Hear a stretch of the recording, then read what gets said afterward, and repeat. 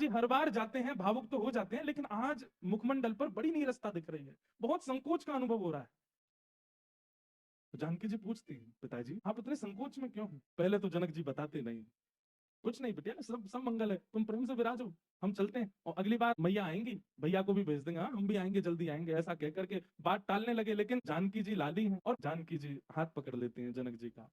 पिताजी आप ऐसे नहीं जाएंगे, कृपा करके मुझे बताइए कि आपके कष्ट का कारण क्या है। तब जनक जी महाराज बताते हैं, बोले कि सब बात बताइए। श्री दशरथ जी महाराज ने कहा है कि आप भूमि ले लीजिए, उसके बदले हमको एक मणि दे दीजिए, जल संभूत मणि, जो तुम्हारी चूड़ामणि में विराजमान है वो राघव जी के मुकुट में विराजमान कर। लेकिन लाली ये मणि तो एक ही थी हमारे पास, अब कैसे दें, मना कर नहीं सकते।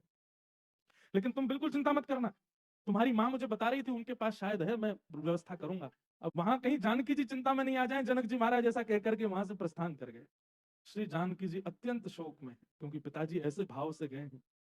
अब सखी इनको काम कहा है कि वे अपनी स्वामिनी के मुखमंडल को देखे वे समझ जाती हैं कि इनकी स्थिति क्या है।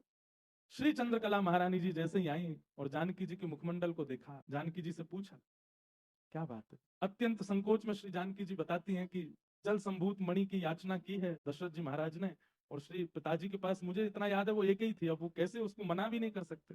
चंद्रकला जी बोली कितनी मणि मांगी है? बोले एक मणि मांगी है। हे स्वामिनी जी आप इतनी चिंता कर रही हैं, केवल एक मणि के लिए इतनी चिंतित हो रही हैं, आप आज्ञा कीजिए बस। बोले आज्ञा तो मैं क्या करूं, पर वो जल संभूत मणि आएगी कहां से? बोले आप तो बस कह दीजिए, आज्ञा करिए, वो कैसे आएगी, कहां से आएगी, कितनी आएगी, वो जिम्मेवारी हमारी, आपको उसके आगे कुछ विचार नहीं करना है। बोले पिताजी का शोक अगर दूर हो जाए उससे तो आप कुछ लीला करो। इतने में ही श्री चंद्रकला जी नेत्र बंद करके बैठती हैं और ध्यान लगा करके जो मणियां जहां से प्रकट होती हैं वहां के जो अधिष्ठाता कुबेर हैं, कुबेर को तुरंत आज्ञा करती हैं, हमारी आज्ञा है श्री जानकी जी के मुखमंडल पर पिछले कुछ क्षणों से संकोच दृष्टि का गोचर हो रहा है, ये संकोच हम और सह नहीं पाएंगे, कहीं संकोच के कारण नेत्रों से अश्रुबिंद प्रकट हो गए, पृथ्वी रसातल में चली जाएगी, हे कुबेर महाराज हमारी आज्ञा मानिए। बोले क्या?